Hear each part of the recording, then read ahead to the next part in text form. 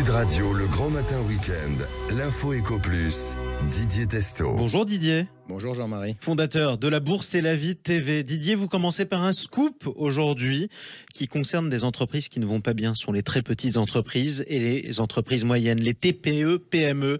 Ça concerne leur dépôt de compte. C'est quoi ce scoop ? Bien, les dirigeants de TPE ou de PME qui nous écoutent le savent, en 2022, publier ses comptes en ligne, cela prenait 2 clics pour une TPE, quelques minutes tout au plus sur le site Infogreffe. Et en gros, donc avec ces 2 clics, vos documents, l'alias fiscal par exemple qui détaille vos comptes, un PV de votre assemblée générale, pourquoi pas une déclaration de confidentialité, j'y reviendrai.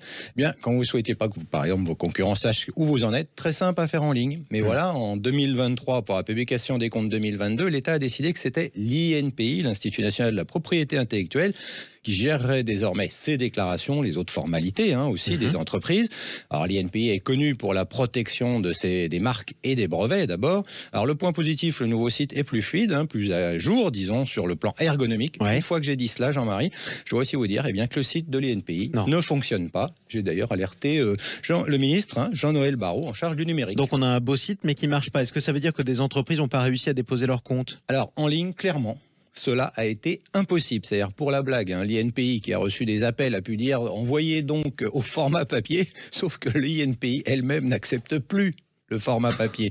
J'ai donc demandé au greffe ce qu'il en était. Réponse, alerter, c'est un enfer ce qui se passe. Je cite, ce que reçoivent les entreprises, la formalité de dépôt des comptes en ligne a été rejetée définitivement car la confidentialité n'a pas été respectée en raison d'un dysfonctionnement de la plateforme de l'INPI. Message du greffe, nous invitons donc à vous rapprocher de l'INPI afin d'échanger avec eux et d'améliorer le portail.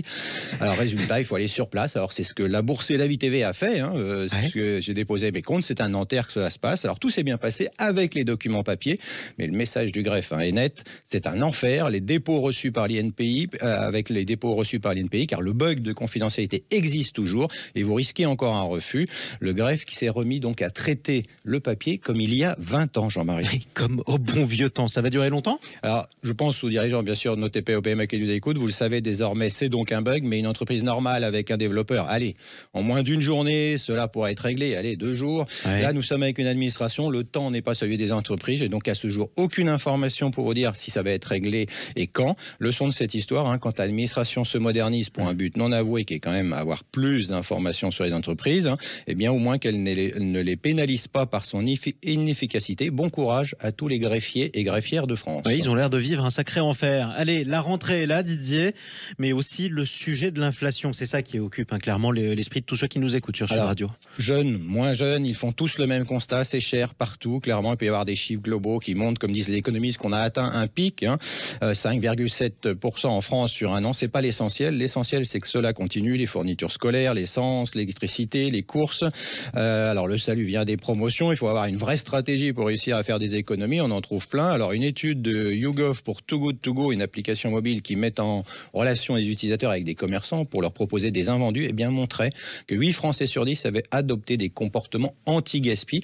Avec la hausse des prix alimentaires, selon l'INSEE, les consommateurs avaient réduit leur consommation de biens alimentaires de 10% entre décembre 2021 et juin 2023. Les Français s'adaptent au mieux à cette nouvelle situation. Et ça, c'est formidable. Alors, vous venez de nous parler d'anti-gaspi. Les plus anciens qui nous écoutent, ça doit leur rappeler quelque chose.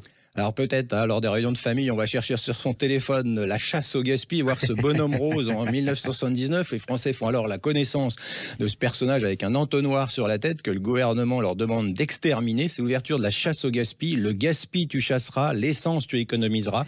C'était le premier commandement des écoles de conduite. Lever le pied, regonfler les pneus, enlever au-dessus de, comment on appelle ça, au-dessus de, de la voiture, j'ai un trou. Mais bref, faire des économies, c'était déjà le cas. Et il y avait même réduire le chauffage en mettant un pull. Comme quoi, l'histoire se répète, j'ai envie de dire, rien de neuf à ce sujet. Et comme quoi, on n'a toujours pas de pétrole, mais on a toujours des idées. Justement, Didier, est-ce qu'on peut prévoir la suite, c'est-à-dire la fin de l'inflation, ou du moins la baisse de l'inflation ? Si je vous dis oui, je fais une vidéo, je deviens le gourou de l'économie. En réalité, personne ne le sait, même pas les banques centrales qui ont décidé de monter leur taux d'intérêt aux États-Unis ou en Europe.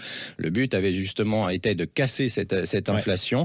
Mais on le sait, par exemple, selon les taux de change, si l'euro est fort, on paiera un peu moins cher son pétrole. Si les Saoudiens ont décidé décident de réduire leur production, cela nous impactera. Le débat des experts en ce moment sur les marchés financiers, c'est savoir si cela va se calmer tout en restant significatif. Et en un mot, Didier, anti-gaspi. Donc, ce sont les années 70. Pourquoi nous en parler? Eh bien, parce que Laurent Sommer, qui est un économiste et l'ancien secrétaire américain au Trésor, donc c'est pas l'influenceur de Dubaï en Lamborghini, il a montré un graphique où on avait cette courbe de hausse de l'inflation suivie d'une baisse spectaculaire, et puis ensuite d'une remontée, c'est celle des années 80, et aujourd'hui les courbes sont exactement identiques. Donc pour lui, il dit, ce tableau devrait donner à réfléchir à tous ceux qui sont convaincus, nous avons atteint une stabilité des prix. On va reparler ça veut dire de ce que si sujet. ça baisse, ça va remonter. Eh bien, c'est en tout cas la grande question du moment.